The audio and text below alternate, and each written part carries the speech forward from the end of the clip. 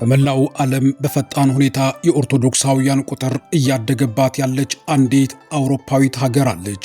በኦርቶዶክሳዊ ጽናቷና በመንፈሳዊ መነቃቃቷ መላውን ዓለም ያስገረመች ሲሆን በቅርቡ ደግሞ የሕዝቧን ጥልቅ እምነት ለዓለም ለማሳየት በከፍታውና በግርማው በዓለም ወደር የማይገኝለትን ግዙፍ ቤተ ክርስቲያን ገንብታም አስመርቃለች።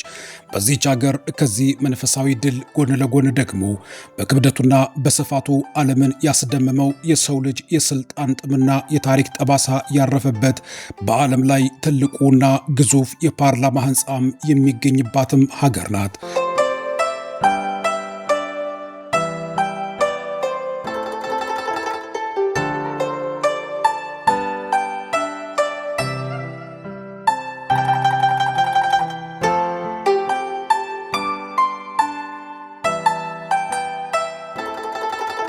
የዚች ሀገር ምስጢር በዚህ ብቻም አያበቃም። ከጥንታውያን ነገስታት አስፈሪ ግንቦች በስተጀርባ የተደበቁ ያልተሰሙ ታሪኮች፣ በካርፓቲያን ተራሮች ጭጋግ ውስጥ የሚመላለሱ ምስጢራዊ አፈታሪኮችና የሰው ልጅን ምናብ የሚፈትኑ የተፈጥሮ ድንቆች ባለቤትም ናት። በላቲን ቋንቋ ተናጋሪነቷና በምስራቅ ኦርቶዶክሳዊ ስርዓቷ መካከል ልዩ ውህደት የፈጠረችው ይህች ሀገር በደም የተጻፈ የጽናት ታሪክ ያላትና ዛሬም ድረስ በአውሮፓ ውስጥ እጅግ ጽኑ ምዕመናን የሚገኝባት መንፈሳዊ ሀገር ናት። በዓለም ላይ ትልቁን ቤተ ክርስቲያን የገነባቸው ምስጢራዊ ገዳማትን ያቀፈችውና በታሪክና በእምነት መካከል የምትገኘው ይህች አውሮፓዊት ኦርቶዶክሳዊት አስደናቂ ሀገር ማን እንደሆነች አሁን አብረን በጉዟችን እንቃኛለን። ሰላም ውድ የንጋት ኮከብ ሚዲያ ቤተሰቦች፣ በዛሬው ዝግጅታችን በዓለም ላይ ፈጣን የሆነ ኦርቶዶክሳዊ እድገት እያሳየችና እያስመዘገበች የምትገኘው ያውም ደግሞ በአውሮፓ ምድር ያለችውን ሀገር የሚያስቃኝ አስገራሚ ዝግጅትና የጉዞ ቅኝት ይዤላችሁ ቀርብ ያለው አብራችሁኝ እንድትቆዩ ስጋብዛችሁ፣ ለዚህ ቻናል አዲስ የሆናችሁ ሰብስክራይብ በማድረግ መረጃዎች ሲለቀቁ ፈጥነው እንዲደርሷችሁ የደወል ምልክቷን በመጫን ላይክ እና ሼር በማድረግ ወዳጅ ቤተሰብ እንድትሆኑ በቅድሚያ የምጋብዛችሁ ሙልጌታ ስዩም ነኝ። ንጋት ኮከብ ሚዲያ፣ ንጋት ኮከብ።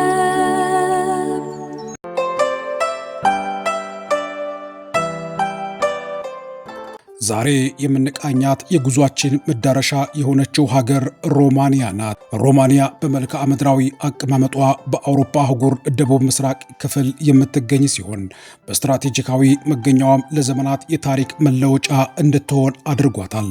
በሰሜንና በምስራቅ በኩል ከዩክሬንና ከሞልዶቫ ጋር፣ በምዕራብ በኩል ደግሞ ከሃንጋሪና ከሰርቢያ ጋር ትጎራበታለች።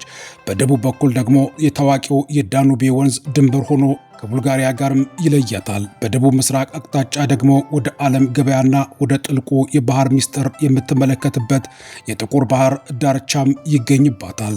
ይህ መገኛዋ በባዛንታይን ስልጣኔና በምዕራቡ ዓለም መካከል እንደ ድልድይ እንድትሆንም አድርጓታል። ይህች ምድር በተፈጥሮ ሀብት የታደለች ናት። ከዳኑቤ ዴልታ እስከ ካርፓቲያን ተራሮች፣ ከጥቁር ባህር ዳርቻ እስከ ለምለም ሜዳዎቿ ድረስ ተፈጥሮ የተለየ ውበት አድሏታል። ሮማንያ በአሁን ሰዓት በአውሮፓ ህብረት ውስጥ ካሉ ሀገራት ሁሉ ምናልባትም እጅግ ከፍተኛ ቁጥር ያለውና ንቁ ወይም አክቲቭ የሆኑ የኦርቶዶክስ ክርስቲያን ምዕመናን የሚገኝባትም ሀገርና ምድር ናት። የሀገሪቱ 80 በመቶ በላይ ህዝብ የኦርቶዶክስ ክርስትና እምነት ተከታይ ሲሆን ይህ ኦርቶዶክሳዊ እምነት በህዝቧ ህይወት ውስጥ እንደ ተራ ስርዓት ሳይሆን እንደ ህይወት መርህና እንደ ብሔራዊ መታወቂያ ተቆጥሮ የሚኖርባትም ሀገር ናት። የዚች ሀገር ኦርቶዶክሳዊት ቤተ ክርስቲያን በአሁኑ ሰዓት እጅግ አስገራሚ የሆነ መንፈሳዊ መነቃቃትና እድገት ላይ ትገኛለች። በአውሮፓ ብዙ አብያተ ክርስቲያናት ወደ ሙዚየምነትና ወደ ካፌነት በሚቀየሩበት በዚህ ዘመን እዚህ ግን በየዓመቱ በመቶዎች የሚቆጠሩ አዳዲስ ኦርቶዶክሳዊ አብያተ ክርስቲያናት ይታነጻሉ፣ ይገነባሉ።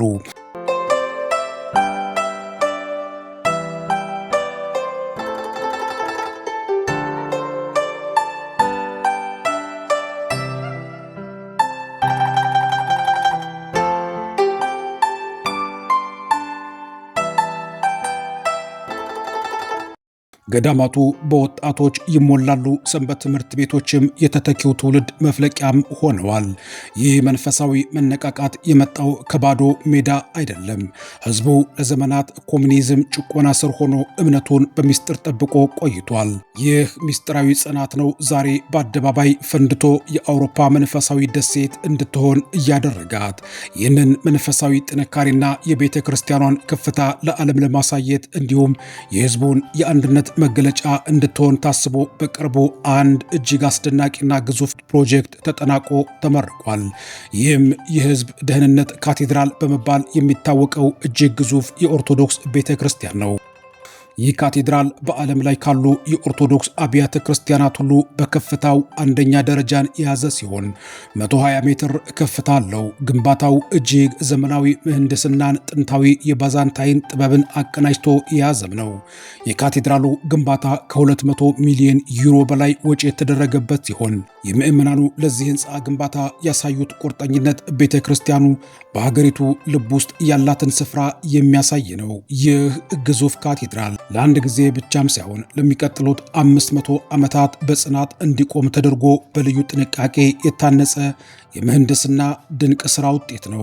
በካቴድራሉ ግንባታ ውስጥ የሚገኙ አንዳንድ ነገሮች በዓለም ድንቅ የሚባሉ ናቸው።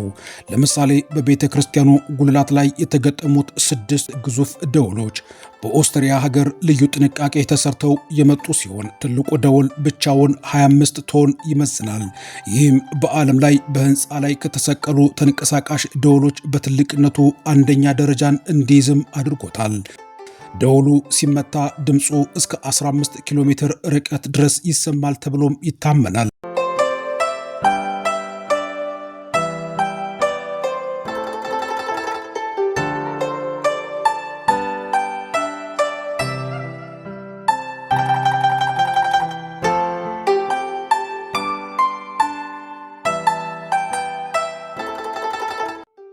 በውስጡ በኩል ያለው የግድግዳ ስዕል በዓለም ላይ ትልቁ የሞዛይክ ስዕል ተብሎ የሚጠቀስ ሲሆን በመቶ ሚሊዮኖች የሚቆጠሩ ትናንሽ የመስተዋትና የድንጋይ ስብርባሪዎች በወርቅ ተለብጠው በኪነ ጥበብ ባለሙያዎችም ተደርድረዋል። ይህ የሞዛይክ ሥራ ብቻውን የብዙ ዓመታት ልፋት የጠየቀና በዓለም ላይ ወደር የሌለው ጥበብ የፈሰሰበት ነው። ካቴድራሉ ከውጭ ሲታይ የግርማዊነትና የቅድስና መንፈስን የሚያላብስ ሲሆን በውስጡ የሚገኙት እብነበረድ ስራዎችና የወርቅ ቅብ ዘንጎች የሰማያዊውን መንግስት ክብር በምድር ላይ የሚያሳይ ውክልና አለው። ከዚህ እጅግ ግዙፍ የመንፈሳዊ ድል ማማ አጠገብ ነው እንግዲህ የሀገሪቱ ታሪክ ሌላኛውን ጫፍ የሚወክለውና አተነፋፈሳችንን የሚገታው የፓርላማ ቤተ መንግስት የሚገኘው። ይህ ህንፃ በዓለም ላይ ካሉ አስተዳደራዊ ህንፃዎች መካከል በአሜሪካው ፔንታጎን ብቻ የሚበለጥ በክብደቱ ግን በዓለም ላይ አንደኛ የሆነ የድንጋይና የእብነበረድ ተራራ ወይም ክምር ነው።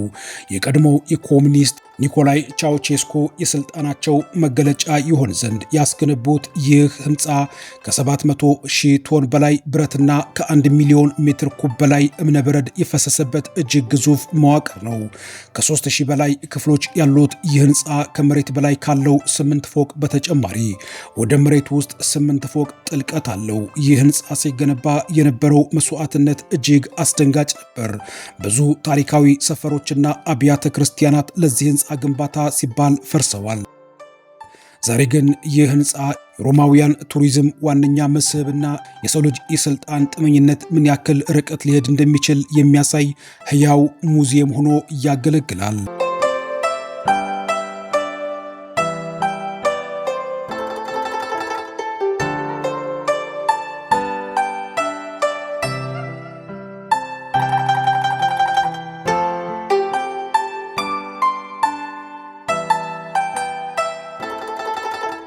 ወደ ሰሜኑ የሀገሪቱ ክፍል ስንጓዝ ደግሞ የተቀቡት ገዳማት ወደሚባሉት ድንቅ ስፍራዎች እንደርሳለን።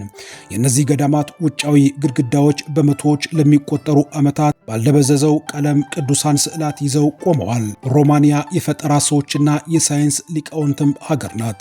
የዘመናዊው አቪዬሽን መሰረት የሆነው የጄት ሞተር የፈጠረው ሄንሪ ኮአንዳ ሮማንያዊ መሆኑን ስንቶቻችን እናውቃለን?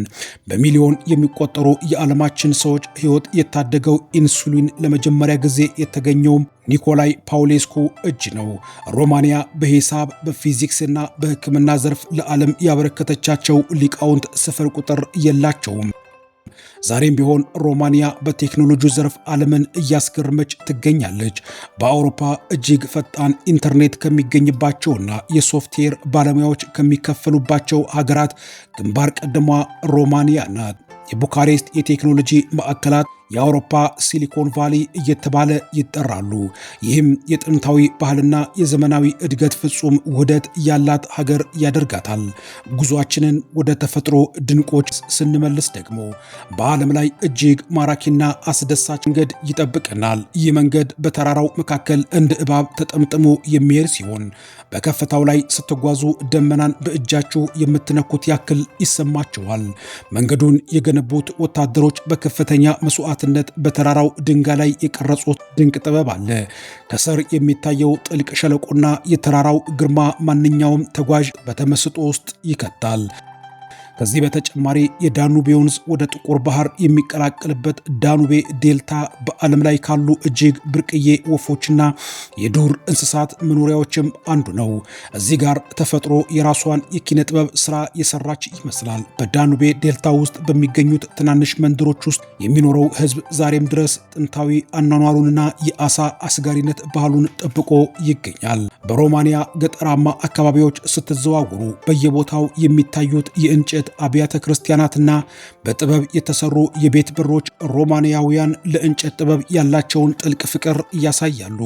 ያ ግዙፍ ካቴድራል በፓርላማው አጠገብ ቆሞ ሲታይ የሮማንያ እውነተኛ ኃይል በድንጋይ ክምችት ላይ ሳይሆን በሕዝቧ ልብ ውስጥ ባለው ጥልቅ እምነትና ታሪክ ላይ መሆኑን ይመሰክራል። ሮማንያን ማየት ማለት አውሮፓን ብቻ ሳይሆን የሰው ልጅ የጽናትና የመንፈሳዊ ከፍታ ጉዞ መመልከት ማለት ነው። ይህች ሀገር ምናልባትም በአውሮፓ ውስጥ ያልተነካና ያልተበከለ መንፈሳዊ ውበት ፍለጋ ለሚሄድ ሰው የመጨረሻዋ መጠጊያ ሀገር ናት። የገዳማቱ ጸጥታና የቡካሬስት ጎዳናዎች የሚሰማው የደወል ድምፅ በአንድ ላይ ተቀናጅተው ሮማንያን ልዩ የጥበብ ስፍራና የኦርቶዶክሳዊ ማዕከል ያደርጋታል።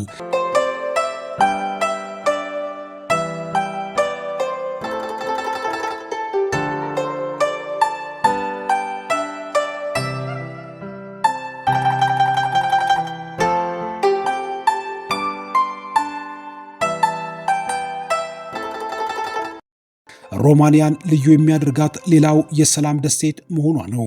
በተለያዩ የታሪክ አጋጣሚዎች የጦርነትና የጥፋት ቀጠና ሆና የቆየች ቢሆንም ዛሬ ግን በተለያየ ብሔረሰቦችና ሃይማኖቶች መካከል ያለውን ሰላማዊ አብሮ መኖር ለዓለም የምታሳይ ድንቅ አገር ሆናለች።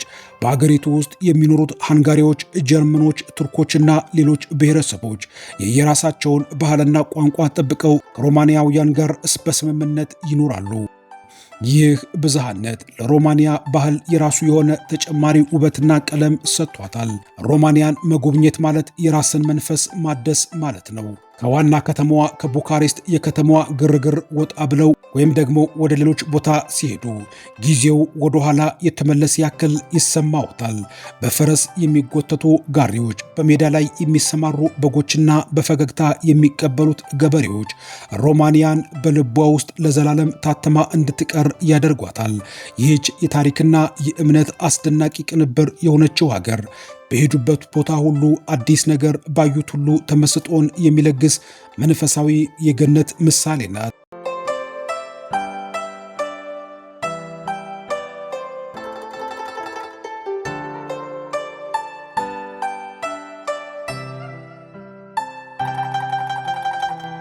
እንግዲህ በአውሮፓ ውስጥ የምትገኝ ፈጣን የኦርቶዶክሳውያን ክርስቲያኖች እድገትና ጽናት ያላቸው ክርስቲያኖች የሚገኙባት ሀገር ተብላ የምትጠራው ሮማንያን የሚያስቃኝ የጉዞ ቅኝትና ዘገባ ነበር ያቀረብኩላችሁ።